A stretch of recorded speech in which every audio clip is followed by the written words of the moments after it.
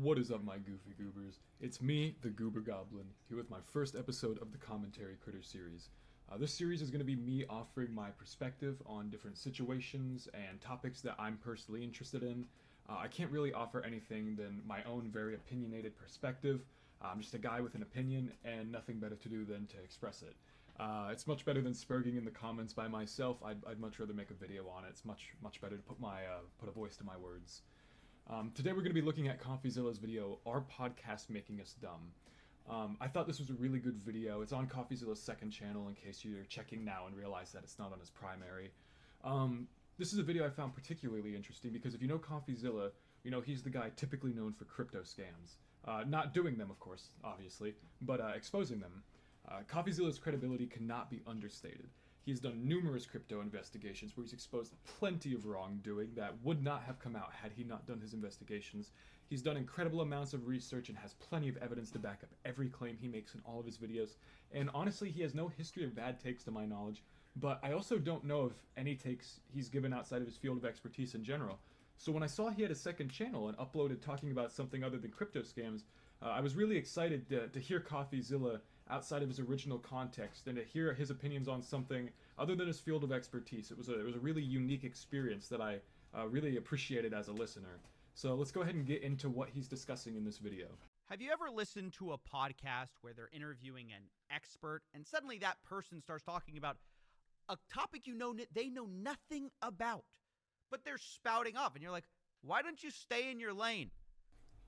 Right away, I can't say I relate to this at all. I watch podcasts for entertainment reasons. If I'm looking for educational content, I'm going to go to a video, a documentary, a Google search, or something along those lines, a book. I'm not going to go to a podcast to look for educational material, nor do I know anyone else who does. The reason I go to podcasts is to see individuals I'm interested in outside of their original context, for instance, YouTubers. It's very interesting to see YouTubers' videos, but it's much more interesting, in my opinion, to see them in a podcast setting where they're just genuinely talking and having human conversations with their peers about topics and subjects that interest them outside of their YouTube channel.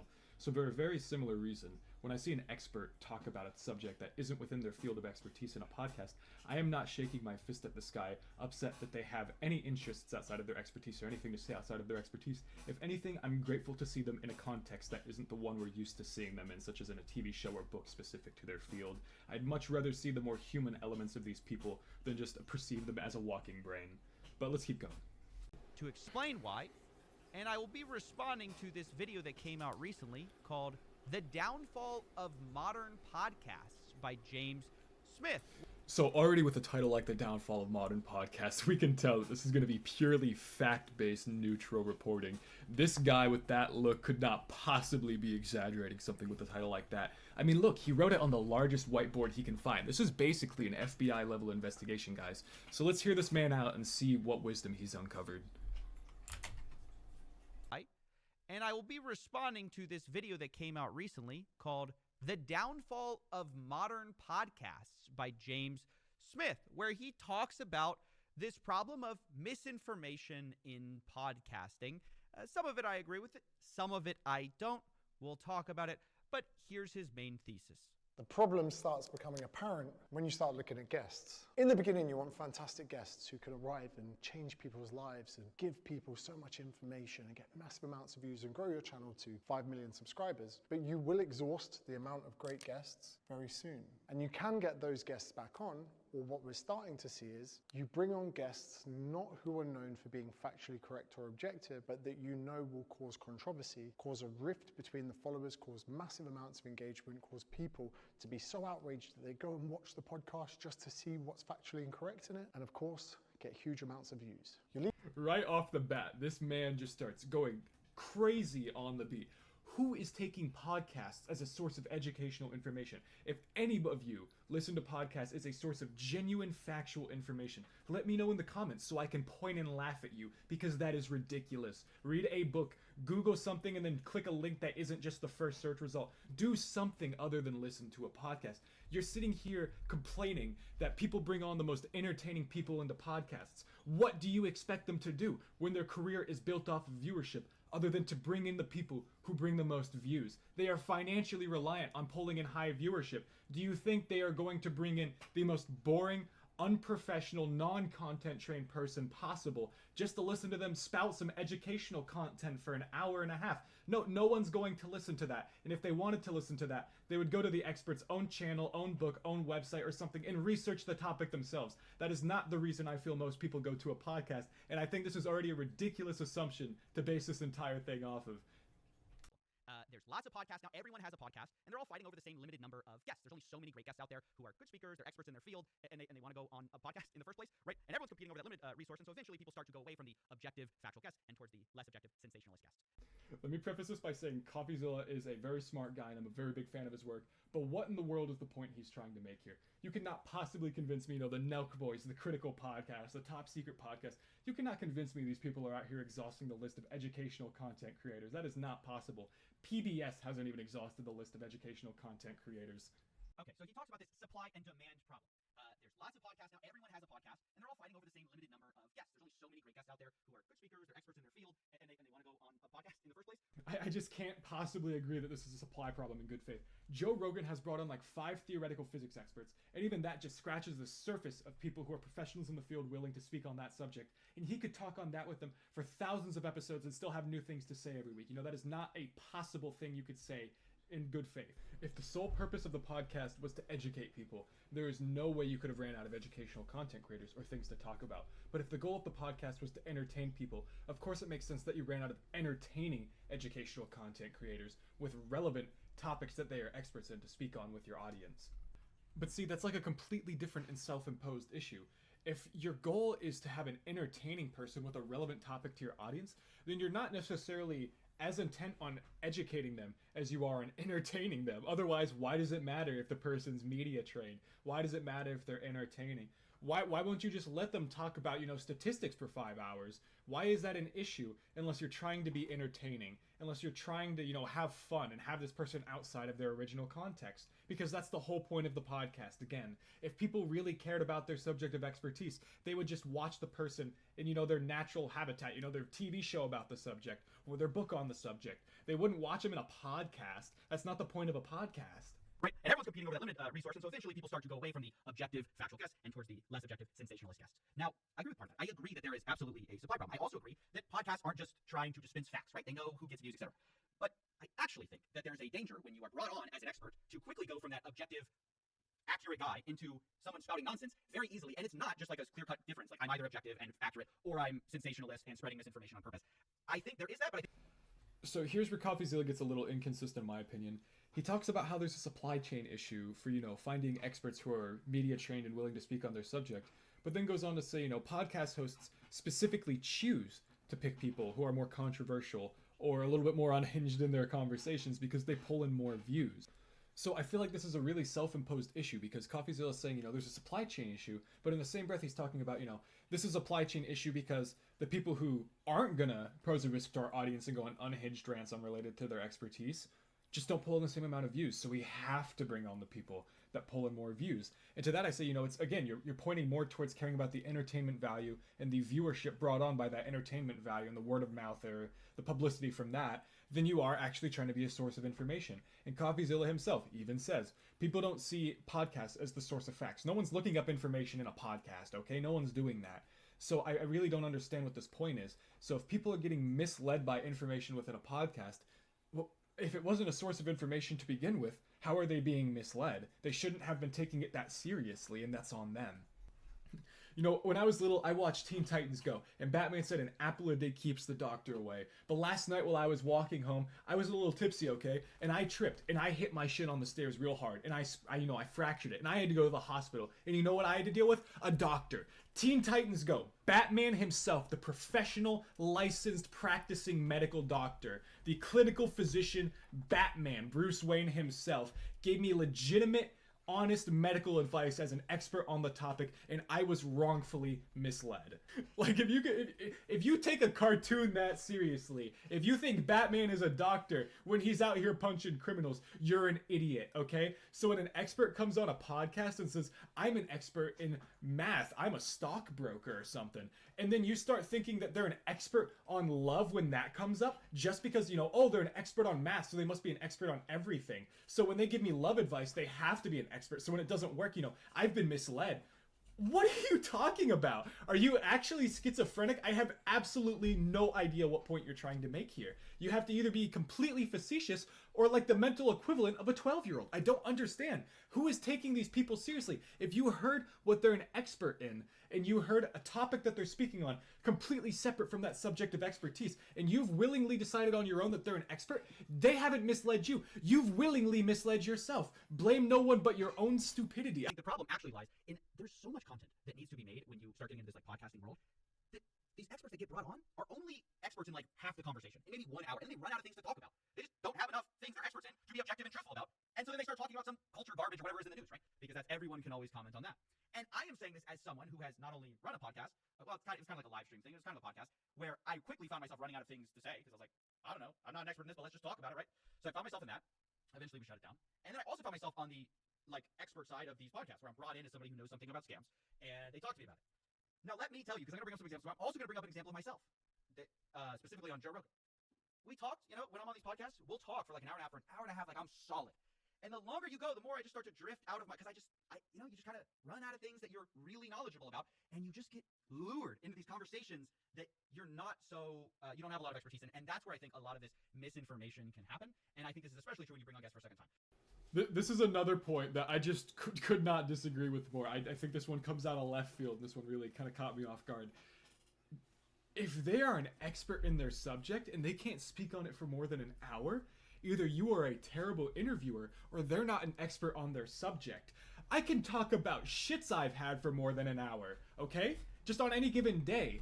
How are the experts not able to elaborate on their subject of expertise for more than an hour unless you're not asking them questions properly or they don't even know what they're talking about? If politics gets brought up, that's because it wasn't an educational piece of content and you're trying to see this person outside of their intended context or their original context for the entertainment value it brings. And to that again, if you're being misled, quote unquote, by an entertainment video, you weren't misled by them, you misled yourself by thinking an entertainment video was an educational piece of content, okay?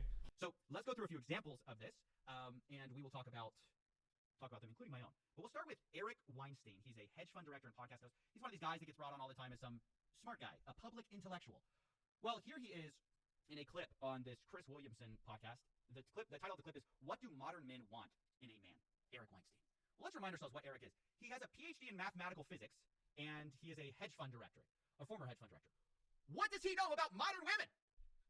I just want to know what it takes to be considered an expert in modern women. You know, who is out here pursuing a doctorate in modern women's studies? What does that even imply? Like, is that Hustlers University thing I've been hearing all about? Like, what does that mean? Isn't anything regarding romance automatically subjective? Like, can you even be qualified as an expert in that? Is there an actual like college degree in romance? I don't think that's a thing.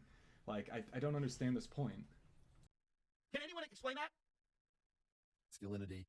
I have to be very careful as I ask, because they certainly respond more than they're supposed to according to modern rules of femininity. Right. But my guess is that it's greatly decreased from the market for masculinity in the 60s. What are we talking about? This isn't hedge fund. This isn't mathematics. Eric Weinstein is spouting off about modern date. When's the last time this guy has a modern... What are we doing?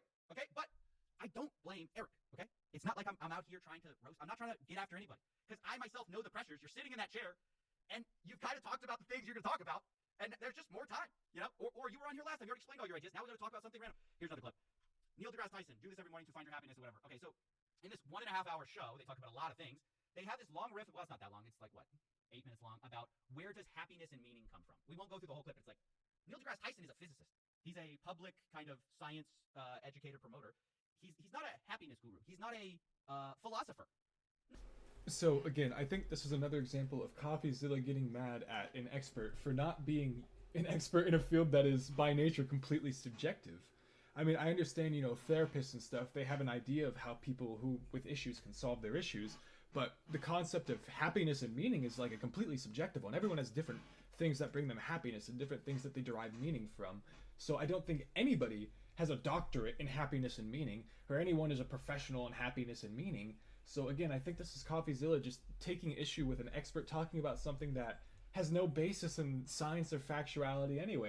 So my issue is to reinforce this point. CoffeeZilla pulls up a podcast where he admits Neil deGrasse Tyson was asked a whole host of non-physics questions. So this isn't even an instance where, you know, an expert seamlessly transitions into a field that they're not experts in and then misleads their audience. And again, Meaning and happiness, there is no college degree in meaning and happiness. Even if you want to argue, philosophy or something, it's still subjective. All philosophers disagree on that. That's the whole point of like philosophy and debates regarding philosophy.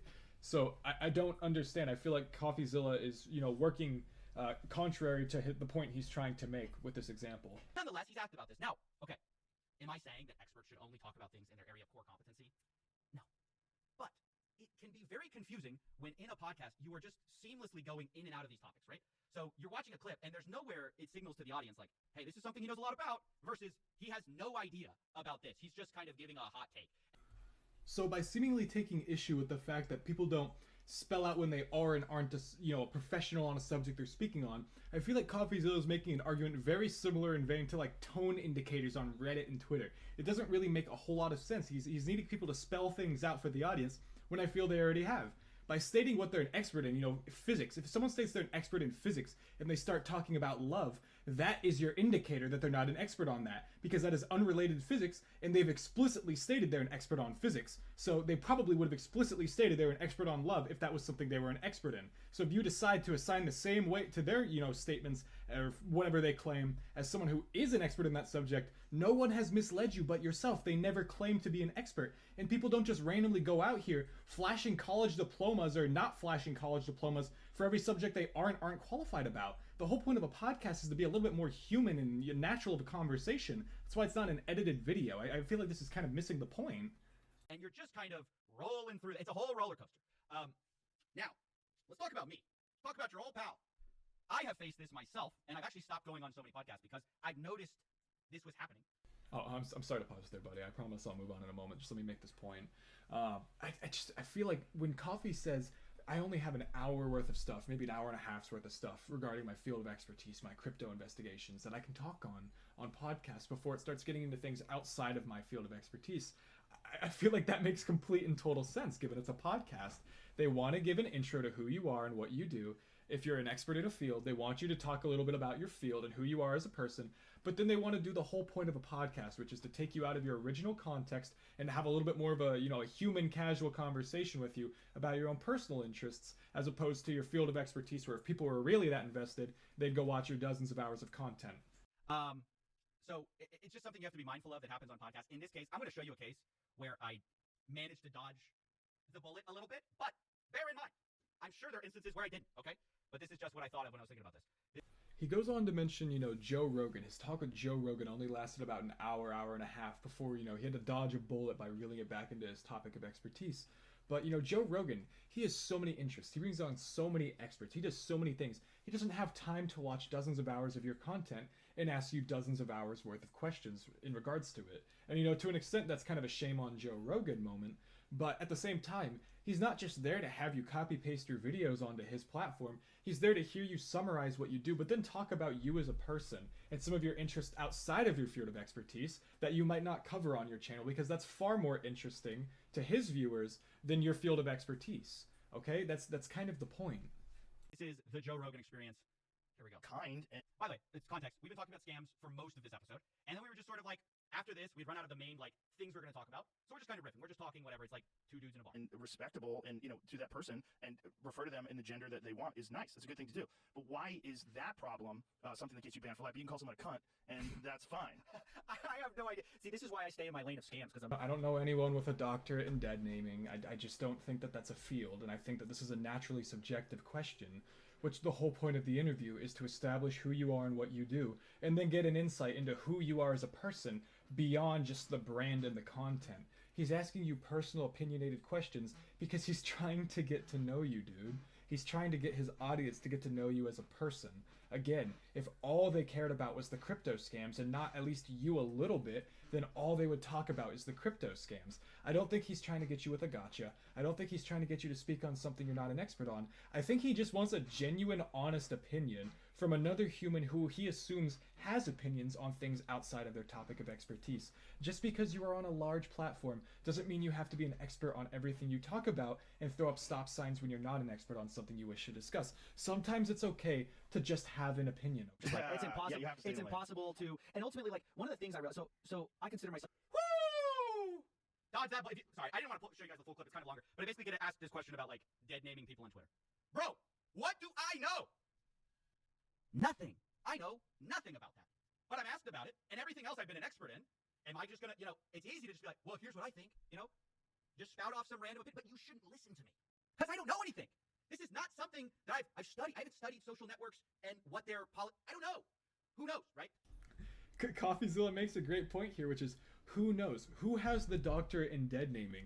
Even if you have a gender studies major where you have statistical evidence of the harm caused by dead naming, some contrarian dude can just argue from the opposite perspective, and given the subjective nature, unfortunately, even if, statistically proven to be harmful, they still have a valid claim to their personal opinion. And even if they're on a large platform, they still have a right to have a personal opinion about a matter they're not an expert in. I'm sure you're not a mechanic, but I'm sure you still have a problem when your car starts making noises that you don't recognize, okay? Sometimes it's okay to have an opinion on things you're not an expert in, and I'm sure everybody can agree that. Just because you're a content creator doesn't mean you have to stop being human and forming thoughts about things you don't cover. So, that is the case where I did not, talk about it, whatever. But actually, I would argue that that's less interesting of an answer than spouting off on some hot take. And I would argue that to be the most successful podcast guest, especially recurring podcast guest, where you have 3 hours of new material, every week on some new podcast show, you have to be able to respond on the fly to those types of things. And CoffeeZilla makes this out to be some sort of prevalent issue. He says, if you want to be a recurring guest on a podcast, you have to be able to answer these on-the-fly questions. And I just don't think that's true. I feel like with a little bit of communication, that issue even on Joe Rogan could have been solved. If he just told Joe, hey, I know you give on-the-fly questions about things I'm not an expert in, but I'm only really comfortable discussing things I'm an expert on publicly, so if we could just stick to that, maybe I'll provide you a bulleted list of, good conversation starters or directions we should take the conversation in regarding my field. And let's just stick to that, okay, bud? I'm sure he'd have no problem with that. I'm sure he wouldn't try to catch you off guard. I don't think they're malicious. And I feel like this is, again, kind of a self-imposed problem. So I wanted to add this sort of more, I don't know if like insider context makes sense to this idea of modern podcasts. Bro, take one look at the facial expression on this James Smith dude as he stands in front of this like 5 foot by 5 foot whiteboard expo marker drawing of this like army battle plan, like he's about to take on Osama's compound regarding podcast misinformation. And tell me this guy isn't being a little facetious or clickbaiting even just a little bit, okay? Come on. I agree there is a supply and demand problem, but I don't think that the only problem is the difference between a well-informed guest and a not so well-informed guest, or like just a sensationalist guest. I do think there is that, but just if you have the same person on for enough time, the lengths of these podcasts go, you just can't be an expert in all of it. So CoffeeZilla makes very valid points about, hot takes and having new content every week is what keeps you the most relevant as a recurring podcast guest. But again, this just feels like a self-imposed issue. By claiming you have to fabricate hot takes to, be as entertaining and draw as much eyes as possible, again, that implies the podcast wasn't really serious or educational to begin with, and that would mean it's facetious to imply you were ever misled by it. CoffeeZilla makes a valid point from the perspective of an expert on a topic who wants to be a viral, successful, recurring podcast, guest. If you want to be on JRE all the time, if you want to be on the most popular podcast all the time and get the most views, chances are you'll want to say some viral things that ruffle some feathers, and you'll want to have new content every week for people to keep tuning into. That's completely true. But if your whole shtick is really that you're just one guy who talks about one topic that you're an expert on, you don't want to talk about anything else, and you're really sensitive to spreading misinformation to where you feel like you're dodging bullets in interviews, well then I feel like this is something that could be very easily addressed with some very simple communication and putting your foot down. Hey, I'm the guy that does crypto scams. If you don't want to talk about crypto scams, cancel the podcast. Hey, I'm the guy that talks about crypto scams with millions of subscribers. I don't need to say controversial things. My brand recognition and my reputation is enough to get you the views you need. Don't make me say things I don't believe in, Or I don't have hours of content to go over this week because we already talked about most of it last week. Why don't we talk about something I am familiar with, or we postpone till I do something new? These are all things I feel can be easily solved with a little bit of preparation and communication, and are mostly, self-imposed. If you're fiending for clout and you gotta do things you wouldn't normally do for it, you have no one to blame but yourself. And it's not like some crime of the century. This is not like, podcasts are, I think the title of the video was The Downfall of Modern Podcasts. I don't know if it's going to ruin anything. I think people like when people riff, but I I do think it causes some problems with misinformation. Again, I just don't see where the misinformation is, or where people are supposedly, seamlessly transitioning into things that they're not experts in and misleading their audience. I feel like when they state, I'm an expert in physics, and they start talking about something that isn't physics, that is your, big sign. That's that big tone indicator, if you will, that they're not talking about something they're an expert in anymore, or they would have explicitly mentioned that from the beginning. And CoffeeZilla says, these experts have to talk about hours of new material a week, and that's not possible and stuff like that. That's unrealistic, at least. And to an extent, I agree. But at the same time, again, if you're an expert and you can't talk about a topic for more than a couple hours, I don't really know if you can honestly claim that you're an objective expert on that topic. I mean, again, I can talk about the quality of my daily shit for at least 30 minutes, and I'm not being facetious. I could go into that much detail that I could probably have a 30-minute information-dense thing on it. So if you're an expert on something like crypto investigations, and you can't even go into how you research the blockchain for like 10 hours, what's going on? Are you just, if you're summarizing too much, that's on you for giving all the content away too quickly. You should have had a longer term battle plan, okay? If you gave away all your content and all your information right away, and no one else has any, new information to get out of you, so they stop inviting you to podcasts, I feel like that's kind of on you. And again, Coffee's reacting to a video of this dude drawing like a 5x5 whiteboard battle plan. Like he's a fucking general planning on storming the, drawing up a strategy for storming the leader of the Taliban's compound. And he's sitting here talking about podcast misinformation as if anybody uses podcasts as a source of any information to begin with. And I don't think they do. And again, if you do actually listen to podcasts as a source of educational content, I'm not trying to riff on you. Please do comment down below so I can point and laugh at you for being that unbelievably fucking gullible. Because enough time goes by and you're going to hear Eric Weinstein's opinions on modern women. Anyways, that's basically it. I just thought that video was pretty interesting. I'll link it below, the Downfall of Modern Podcast. I wanted to respond to that particular part. He makes a few other interesting arguments, and yeah, that's basically it. We show kids cartoons all the time that glorify violence and, spread misinformation, like saying you can fly and stuff like that if you, jump off a building and flap your arms. Or, you can run off a cliff as long as you don't look down. You'll still just be able to run on the air.